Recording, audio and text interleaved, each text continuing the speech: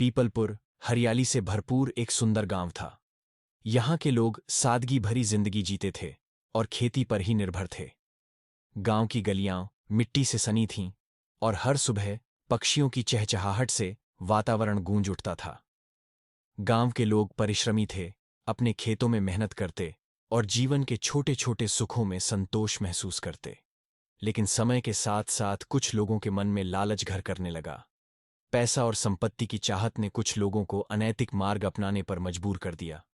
गांव में अधिकतर लोग ईमानदारी से मेहनत करते थे, लेकिन कुछ लोगों की लालसा ने पूरे समाज में असंतोष और ईर्ष्या को जन्म दिया। इस कहानी का नायक रघु भी ऐसा ही व्यक्ति था, जिसे हमेशा दूसरों की संपत्ति हड़पने की धुन सवार रहती थी। रघु बचपन से ही दूसरों की चीजें हथियाने की आदत से ग्रस्त था। अगर उसे कोई एक मिठाई देता तो वह दो मांगता, अगर उसे दो सिक्के मिलते तो वह चार की इच्छा करता। धीरे धीरे यह आदत उसके स्वभाव में बदल गई।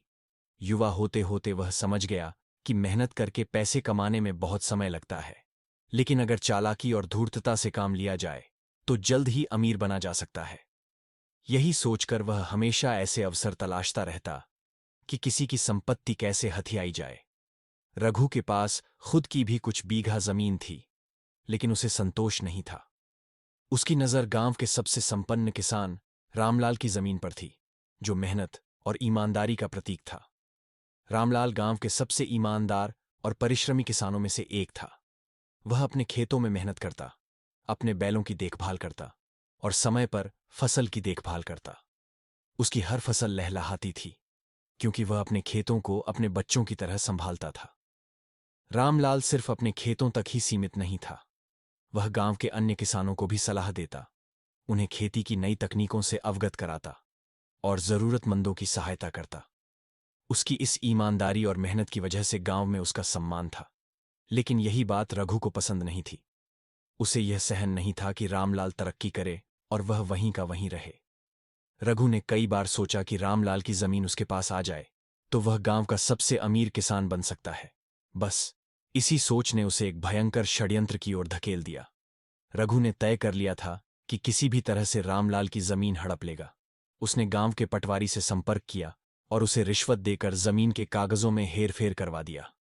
पटवारी भी लालच में आ गया और उसने दस्तावेजों में इस तरह हेरफेर किया कि रामलाल की जमीन कानूनी रूप से रघु की हो गई।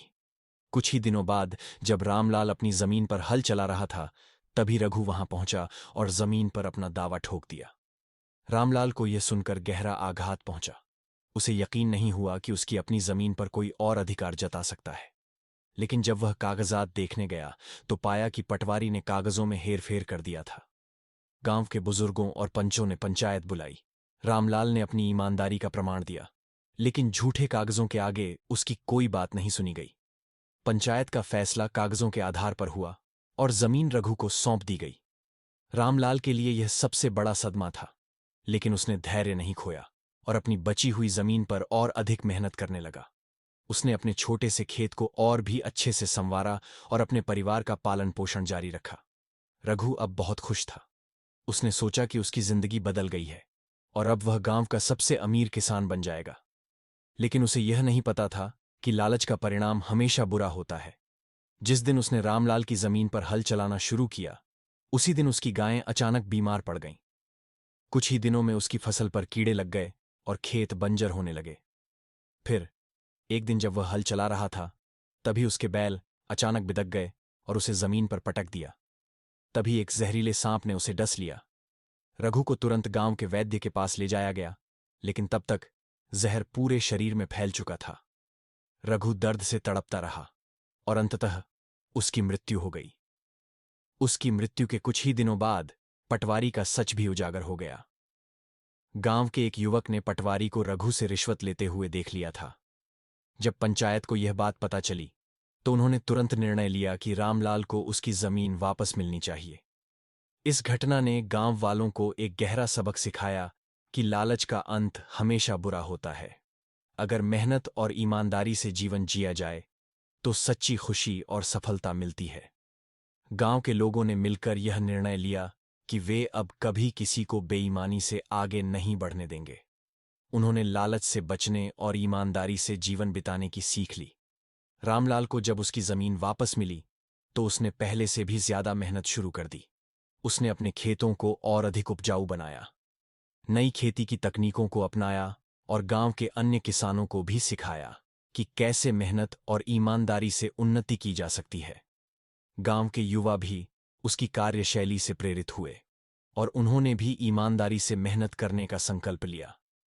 रामलाल की मेहनत और सच्चाई ने गांव के लोगों को एक नई राह दिखा दी। अब गांव में कोई भी लालच के रास्ते पर नहीं चला। सभी ने मिलकर मेहनत करना सीखा और पीपलपुर फिर से सुख समृद्धि की राह पर लौट आया। गांव के बुजुर्ग इस घटना को आने वाली पीढ़ियों को सुनाने लगे ताकि वे भी लालच और धोखाधड़ी से बच सकें। रामलाल की ईमानदारी ने गांव में एक नई लहर पैदा कर दी। अब सभी किसान मेहनत करने में विश्वास रखने लगे और गांव के सभी लोग मिलकर काम करने लगे। लालच का परिणाम हमेशा बुरा होता है। ईमानदारी और परिश्रम से ही वास्तविक सफलता प्राप्त होती है। छल कपट से अर्जित किया गया धन और संपत्ति अधिक दिनों तक नहीं टिकती।